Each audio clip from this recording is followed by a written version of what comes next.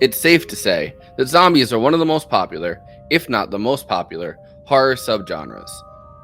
The Walking Dead, at least for the first 5 seasons, was consistently the highest rated show on television, and the 5th season premiere was the most watched episode in cable history, with 17.3 million viewers.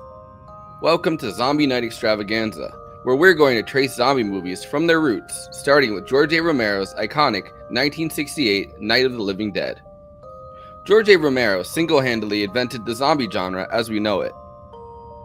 Of course, Romero was not the first one to make the dead walk on camera, or even use the term zombie, which has its roots in Haitian folklore. In the 1932 Bela Lugosi-led horror film, White Zombie, Lugosi played a voodoo master named Murder Legendre, who could make the dead walk. Zombies? Yes, they are my servants. The movie was widely panned.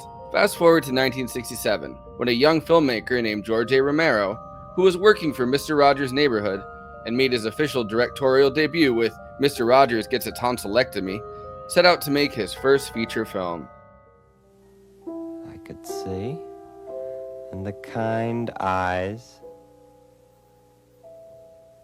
of the people in the operating room. Even though they wore masks, I could see their kind eyes. A low-budget horror movie encapsulating the chaos, upheaval, and social tension of the Civil Rights era, Night of the Living Dead.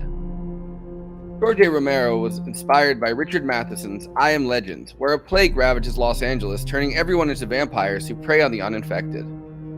Romero believed that I Am Legend was actually about revolution, and showed one man standing firm against the inhuman changes that have swept the world. However, I Am Legend's singular human protagonist meant that the revolution had already infected everyone. Romero wanted to explore the pandemic from the beginning. Inspired by, I read I Am Legend, and I thought, wow.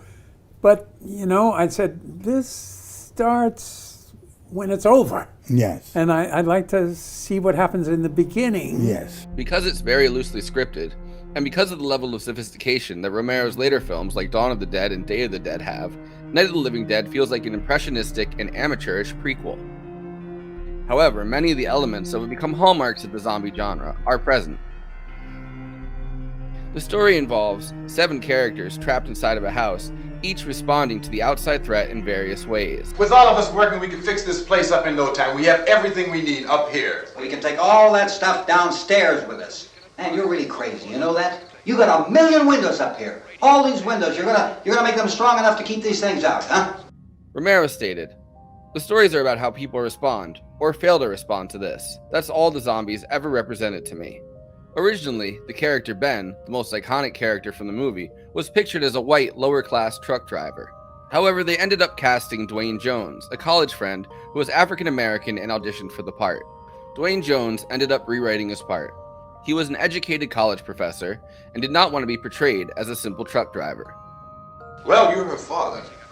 If you're stupid enough to go die in that trap, that's your business. However, I am not stupid enough to follow you. It is tough for the kid that old man is so stupid. Now, you get the hell down in the cellar. You can be the boss down there. I'm boss up here.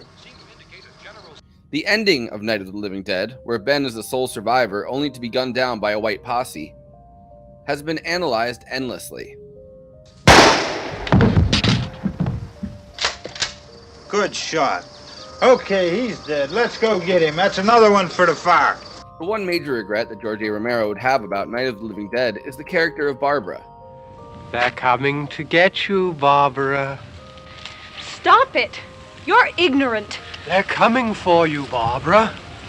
Stop it! You're acting like a child. Both Dawn of the Dead and Day of the Dead would have strong female leads who defied the weak damsel in distress trope. It's pretty crazy that an amateurish film that was made for $250,000 would still have an incredible amount of resonance today. Especially since Night of the Living Dead never actually uses the word zombie.